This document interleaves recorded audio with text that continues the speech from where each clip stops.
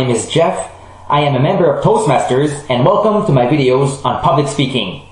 Today I'll give you 3 excellent ways to end your speech, namely a striking story, a call to action, and a memorable quote.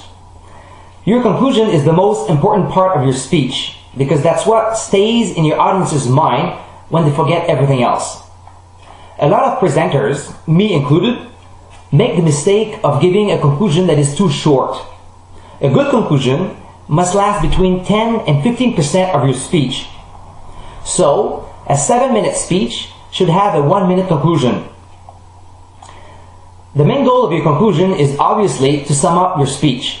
By coming back to your main points, you encourage retention and understanding. But here I want to focus on the most important part of your conclusion, that is your final message. When I hear presenters ending with "Thank you, are there any questions?" and this is the only signal that their speech is over, I cringe. This "Thank you, are there any questions?" has to come after the clapping, not before. And this is only possible if you present a strong final message. To be strong, your message must be short, between 10 and 20 seconds, effective, and memorable. If you end with a short anecdote, it must be powerful and memorable. In fact, it should be the best story of your speech. Here's Ryan Avery, and the final message of his speech, "Trust is a must." Actually, in his conclusion, he's coming back to a story told in his introduction, which is also a great technique. Before the wedding, my mom reminded me that trust is a must if I want this marriage to last. I am at the altar, sweating in my wool suit, and Chelsea is glowing in her white dress.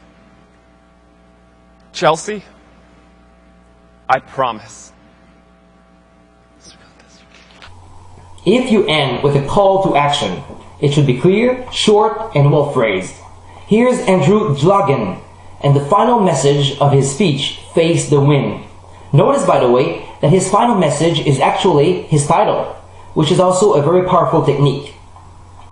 We can control our response to the wind. Now we can try to shy away from it and risk being toppled over like so many were, or we can face that wind head on. I urge you all, face the wind. Mr. Contester. Finally, if you end with a quotation, it should be relevant and specific. Your quotation will be more effective if it's personal or if it comes from a person well known by your audience. Here's Tom Sanders, and the final message of his speech, "Building relationships is key." And you do this 50 times a year. And you do this for 10 years in a row in one city, and what do you have? You have a community that supports you, that will not do business with anybody but Elmer Letterman.